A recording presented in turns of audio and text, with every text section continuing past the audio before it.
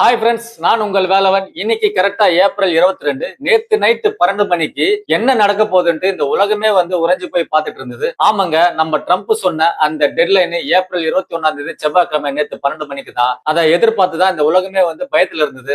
ஆனா என்ன நடந்தது பாத்தீங்கன்னா, அதை நான் இந்த வீடியோல தெளிவா நான் சொல்றேன். அது மட்டும் இல்லாம இன்னைக்கு கிடைச்சிருக்கிற தகவல் படி நம்ம இந்தியாவே இந்த சம்பவம் அதிர வச்சிருக்குது. அது என்ன சம்பவம் பாத்தீங்கன்னா, அதையும் நான் இந்த வீடியோல சொல்றேன். அது மட்டும் இல்லாம நாம என்ன நினைச்சிட்டு இருப்போம், இந்த உலகத்துக்கே நாட்டாம அமெரிக்கா தான் நினைச்சிட்டு இருப்போம். ஆனா வர வர நியூஸ் எல்லாம் பார்த்தா அமெரிக்கா ஒரு டம்மி பீஸ் தான் அப்படின்ற மாதிரி நம்மளுக்கே தோணுது. ஏன்னா அமெரிக்கா வாயாலேயே வடை சுட்டு எல்லா வேலையும் செஞ்சுடுவாங்க. நாங்க அதை பண்ணிடுவோம், இதை பண்ணிடுவோம். இந்த உலகத்திலேயே அதிக பவர்ஃபுல்லான மிசைல்ஸ் எங்க கிட்ட தான் இருக்குது. இந்த பூமியே எங்களால 150 முறை அழிக்க முடியும் அப்படின்ற மாதிரி எல்லாம் பேச்சிலேயே உலகத்தையே மிரட்டிட்டு இருந்தாங்க. ஆனா இப்ப கிடைச்சிருக்கிற நியூஸ் பாத்தீங்கன்னா, அமெரிக்கா இந்த போர்ல பின்வாங்கி இருக்கிறதா அப்படின்னு ஒரு நியூஸ் வந்திருக்கு. அது என்னன்னு பாத்தீங்கன்னா, இந்த போர் நிறுத்தம் காலவரையற்ற தூரத்துக்கு ஒதுக்கி வச்சிருக்கா அமெரிக்கா ட்ரம்ப் சொல்லி இருக்காங்க. அமெரிக்கா ஏன் இந்த போர் நிறுத்தத்துக்கு முடிவு எடுத்திருக்காங்க, இதுக்கு நடுவுல யார் இந்த போர் நிறுத்தத்துக்கு உதவி செஞ்சாங்க, அது மட்டும் இல்லாம ஈரான் இந்திய கப்பல்கள் மீது தாக்குதல் நடத்தினதுக்கு என்ன பதில் சொன்னாங்க, அதுக்கு இந்தியா என்ன பதில் சொன்னாங்க, இது எல்லாத்தையும் தான் இந்த வீடியோல நம்ம அலசி ஆராய போறோம். அது மட்டும் இல்லாம இந்த போர் முடிவுக்கு வந்துடுச்சா இல்ல இன்னும் தொடருமா, இதனால தங்கத்துக்கு என்ன பாதிப்பு வரும், முதலீட்டாளர்கள்லாம் மறுபடியும் தங்கத்தை வாங்க ஆரம்பிச்சிட்டாங்களா, இல்ல உலக வங்கிகளும் தங்கத்தை வாங்க ஆரம்பிச்சிட்டாங்களா, இல்ல விற்க ஆரம்பிச்சிட்டாங்களா, இத பத்திலாம் தான் நம்ம இந்த வீடியோல தெளிவா பார்க்க போறோம். இத பத்திலாம் நான் தெளிவா சொல்லிட்டு தங்கத்தை இப்ப கரெக்டா முதலீடு பண்றதுக்கு நேரமா, இப்பதான் அது கரெக்டான நேரமா அப்படின்னு பாத்தீங்கன்னா அதையும் இந்த வீடியோல நான் தெளிவா உங்களுக்கு சொல்றேன். வீடியோ கடைசி வரைக்கும் ஸ்கிப் பண்ணா பாருங்க. ஒரு முக்கியமான அப்டேட் இந்த வீடியோல எண்ட்ல நான் சொல்லியிருக்கேன். அதாவது அந்த தங்கத்தை பத்தி தான் முக்கியமான அப்டேட் நான் இந்த வீடியோல சொல்லியிருக்கேன். அதனால வீடியோ ஸ்கிப் பண்ணாம பாருங்க. நம்ம வீடியோவை இப்பதான் நீங்க பாக்குறீங்கன்னா மறக்காம நம்ம சேனலை சப்ஸ்கிரைப் பண்ணிட்டு ஃபாலோ பண்ணிட்டு வாங்க. அப்பதான் நம்மளோட வீடியோ உங்களுக்கு நோட்டிபிகேஷன்ல வரும். டெய்லி அப்டேட்டோட நம்ம இன்ஃபர்மேஷனை நம்ம வீடியோல சொல்லிட்டு வரோம். சரிங்களா? சோ நம்ம வீடியோக்குள்ள போலாமா? Welcome back to Velavan info hub channel.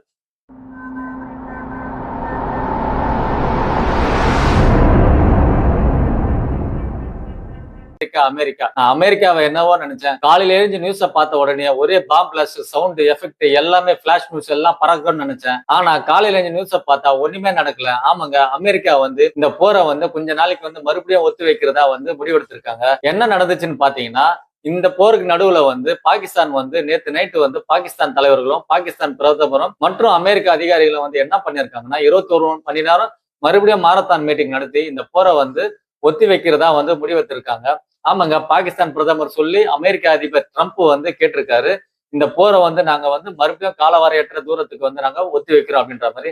ஏன்னா உலக தலைவர்கள், அதாவது உலக நாடுகள் அமெரிக்கா மீது அதிருப்தியில இருக்கிறதுனால அமெரிக்க அதிபர் என்ன பண்ணிருக்காருன்னா, இந்த போரை இன்னும் கொஞ்ச நாளைக்கு நாங்க ஒத்தி வைக்கிறோம், ஆனா போரை நாங்க முடிக்கல, ஒத்தி வைக்கிறோம் அப்படின்ற மாதிரி தான் முடிவு சொல்லியிருக்காரு. ஆனா அமெரிக்காவை நான் என்னமோ நினைச்சேன், ஏதோ ஒரு சம்பவம் நேற்று 12 மணிக்கு பண்ணிருப்பாங்க. காலையில இருந்து பார்த்தா செம்மையா இருக்க போகுது நியூஸ், இன்னைக்கு நம்ம பரபரப்பா நியூஸ் போடலான்னு பார்த்தா ஆனா ஒண்ணுமே இல்ல, சப்புன்னு முடிஞ்சிச்சு. அதுவும் ஒரு விதத்துல நல்லதுதான். ஏன்னா எந்த பிரச்சனையும் இல்லாம சுமூகமா முடிஞ்சா எல்லாமே நல்லதுதான். ஏன்னா உயிருக்கு பலிகள் ஏற்படாதுங்களா. அதனால இந்த விஷயம் வரைக்கும் நம்மளுக்கு சந்தோஷம் தான். பாகிஸ்தானுக்கு இந்த விஷயத்துக்கு ஒரு நன்றியை தெரிவிச்சிடலாம். அது மட்டும் இல்லாம அமெரிக்க அதிபர் ட்ரம்ப் இதோட இந்த முடிவை எடுக்கல. மறுபடியும் அவர் என்ன மிரட்டலான தோணியில பேசியிருக்காருன்னா, எங்க கப்பல்களை ஈரான் விடுவிக்கலன்னா மீண்டும் இதை விட பயங்கரமா பல மடங்கு மிசைல்ஸ் விட்டு நாங்க தாக்குவோம் அப்படின்ற மாதிரி மறுபடியும் பகிரங்கமா மிரட்டல் எடுத்திருக்காரு. இந்த மிரட்டல் எந்த அளவுக்கு நடக்க போகுது, உண்மையா பொய்யா என்னன்னு தெரியல. ஏன்னா மறுபடியும் அமெரிக்க அதிபர் வட சுட ஆரம்பிச்சுட்டாரா என்னன்னு எனக்கு தெரியல. பொறுத்திருந்து தான் நம்ம பார்ப்போம் என்ன பண்ண போறாங்கன்னு. அடுத்த கட்ட நடவடிக்கையை நான் உங்களுக்கு அப்டேட் பண்ணிட்டே இருக்கேன். சரி, இப்ப நம்ம இந்தியா மேட்டருக்கு வரும். ஏப்ரல் 18 காலையில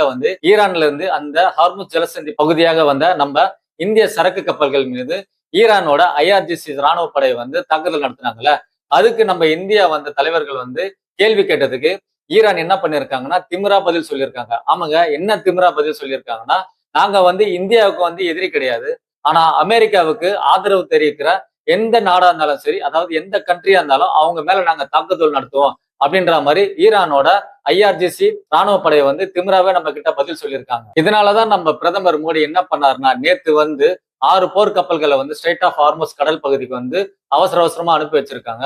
இதுக்கப்புறம் வந்து எங்க சரக்கு கப்பல்கள் மேல, அதாவது இந்திய கப்பல்கள் மேல எங்க அனுமதி இல்லாம எந்த தாக்குதலும் உங்களால நடத்த முடியாது அப்படின்ற மாதிரி நம்மள வந்து பதிலடி கொடுத்திருக்கோம். ஆனா ஈரான் என்ன பதிலடி சொல்லியிருக்காங்கன்னா, எந்த கடற்படை வந்தாலும், அதாவது எந்த போர்க்கப்பல் வந்தாலும் நாங்க வந்து கப்பலை வந்து விடுவிக்க முடியாது, நாங்க வந்து பாத்துக்குவோம் அப்படின்ற மாதிரி அவங்களும் மிரட்டலா பதில் சொல்லியிருக்காங்க. இதுதான் இப்ப வந்து இந்தியாவுக்கும் ஈரானுக்கும் இடையில வந்து நட்புல வந்து ஒரு பெரிய விரிசலை உண்டாக்கி இருக்கு. சரி, இந்த போர் வந்து அடுத்த கட்டம் எதை நோக்கி போயிட்டு இருக்குன்னு பார்க்கலாம். என்ன நடக்கலாம், என்ன நடக்கிறதுக்கு வாய்ப்பு இருக்குன்னு பாத்தீங்கன்னா, நம்பர் 1 பாத்தீங்கன்னா ஈரான் இந்த மிரட்டலுக்கு பணிஞ்சு போயிட்டு அந்த கப்பல்களை விடுவிக்கலாம். இல்ல ரெண்டாவது விஷயம் பாத்தீங்கன்னா, அமெரிக்க அதிபர் சொன்ன மாதிரி 48 மணி நேரத்துல ஈரான் வந்து அவங்க கப்பலை விடுவிக்கலாம். அடுத்த கட்டமா வந்து அமெரிக்கா வந்து பகிரங்கமாக, அதாவது ஏவுகணை தாக்கல வந்து உக்கிரமா தாக்குறதுக்கு ரெடியா இருக்கிறாங்க. அதுவும் நடக்கலாம். இல்ல மூணாவது விஷயம் பாத்தீங்கன்னா, உலகத்தோட எனர்ஜி சப்ளை வந்து பெருமளவு பாதிக்கலாம். ஆமாங்க, நம்மளோட 14 கப்பல் வந்து சரக்கு கப்பல்கள் வந்து அங்க மாட்டிட்டு இருக்கு. அது வரலன்னா கொஞ்சம் யோசிச்சு பாருங்களேன். நம்மளுக்கு பெட்ரோல் டீசல் விலை வந்து அதிகமாயிடும்.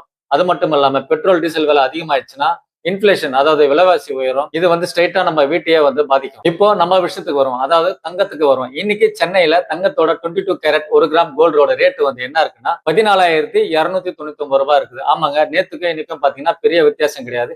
இது ஏன்னு பாத்தீங்கன்னா, நேத்து நைட்டு எந்த போரும் எந்த வெடிப்பும் நடக்காதனாலதான் எந்த மாற்றமும் இல்லாம இருக்குது கோல்டுல. ஆனா நிபுணர்கள் என்ன சொல்றாங்கன்னா, அடுத்த 48 மணி நேரம் டெட்லைன் முடியறதாக்குள்ள ஏதாவது ஒரு சின்ன குண்டு விழுந்தா கூட நீங்க காலையில தூங்கி எழுந்து பார்க்கும்போது இந்த 22 கேரட் 1 கிராம் கோல்டோட ரேட் வந்து 15,000க்கு மேல போறதுக்கு வந்து அதிகமான வாய்ப்பு இருக்குன்னு சொல்றாங்க. இதுல என்னோட அட்வைஸ் என்னன்னு பாத்தீங்கன்னா, நீங்க கல்யாணத்துக்கோ இல்ல லாபத்துக்கோ வந்து நகையை வாங்கணும்னு பாத்தீங்கன்னா, அதாவது தங்கத்துல முதலீடு பண்ணணும்னு பாத்தீங்கன்னா இனி ஈவினிங் குள்ள பண்றது பெட்டரான ஆப்ஷனா இருக்குன்னு நான் சொல்லுவேன். ஏன்னு பாத்தீங்கன்னா, உலகத்துல வந்து கச்சா எண்ணெய் விலை, அதாவது குருடாயில் விலை வந்து இந்த போர் பதற்றத்தினால வந்து அதிகமா இருக்குது. ஏன்னா ஈரான் வந்து அந்த சரக்கு கப்பல்கள் எண்ணெய் கப்பல்களை விடுவிக்கல. அதனால என்ன ஆச்சுன்னா இந்த குருடாயிலோட விலை வந்து அதிகமா இருக்கு. குருடாயில் விலை அதிகமாச்சுன்னா தங்கத்தோட விலையும் அதிகமாகிறதுக்கு அதிகமான வாய்ப்பு இருக்கு. அதனாலதான் நான் சொல்றேன், இன்னைக்கு ஈவினிங் குள்ள ஏதாவது வாங்கணும்னு நினைச்சீங்கன்னா ஒரு 50% வாங்குறது பெட்டரான ஆப்ஷனா இருக்கும்னு நான் சொல்லுவேன். இது வந்து என்னோட கணிப்பு தான். நீங்க வந்து உங்க பைனான்சியல் அட்வைசர் கிட்ட ஒரு வாட்டி கேட்டுட்டு டெசிஷன் பண்ணிட்டு வாங்குறது பெட்டரா இருக்கும். அதை வந்து இன்னைக்கு ஈவினிங் குள்ள பண்ணீங்கன்னா ரொம்ப பெட்டரா இருக்குன்னு என்னோட ஆப்ஷன். சரிங்களா நண்பர்களே, நம்ம வீடியோட முடிவுக்கு வந்துட்டோம். போர் வந்து இப்போ வந்து நம்ம வீட்டு வாசலுக்கே வந்துடுச்சு. ரொம்ப உக்கிரமா இருக்குது. இன்னைக்கு நைட்டு ட்ரம்ப் வந்து என்ன ட்வீட் போட போறாருன்னு இந்த உலகமே எதிர்பார்த்துட்டு இருக்கு. சரிங்களா, நானும் உங்களுக்கு அந்த அப்டேட்டை நான் கொடுத்துட்டே இருக்கிறேன். இது வரைக்கும் நம்ம வீடியோ பார்த்தவங்களுக்கு வந்து ரொம்ப ரொம்ப நன்றி. நம்ம சேனலை இப்பதான் பாக்குறீங்கன்னா மறக்காம சப்ஸ்கிரைப் பண்ணிட்டு இன்னும் சப்போர்ட் பண்ணுங்க. சரிங்களா, உங்க நண்பர்களுக்கும் ஃப்ரெண்ட்ஸுக்கும் வந்து ஷேர் பண்ணுங்க, ஒரு லைக் பண்ணுங்க. இன்னைக்கு வந்து வீடியோல வந்து நான் முக்கியமான அப்டேட் கொடுத்திருக்கேன். அதாவது தங்கத்தை பத்தி இன்னைக்கு ஈவினிங் குள்ள வாங்குங்க அப்படின்ற மாதிரி ஒரு முக்கிய அப்டேட் கொடுத்திருக்கேன். அதை பத்தி உங்க பைனான்சியல் அட்வைசர் கிட்டயும் நீங்க என்கொயரி பண்ணுங்க. கண்டிப்பா என்கொயரி பண்ணிட்டு அதுக்கப்புறம் நீங்க ஒரு டெசிஷன் மேக்கிங் வாங்க. சரிங்களா, ஏன்னா இது ரொம்ப ரொம்ப முக்கியமான அப்டேட் இது. அதனால நம்ம வீடியோ வந்து மறக்காம உங்க நண்பர்களுக்கு ஷேர் பண்ணுங்க. எதனா டவுட் இருந்தா மறக்காம கமெண்ட் பண்ணுங்க. நான் உங்களுக்கு வந்து தெளிவா அந்த கமெண்ட்லயே நான் வந்து சொல்றேன். சரிங்களா, ரொம்ப ரொம்ப நன்றி, வணக்கம்.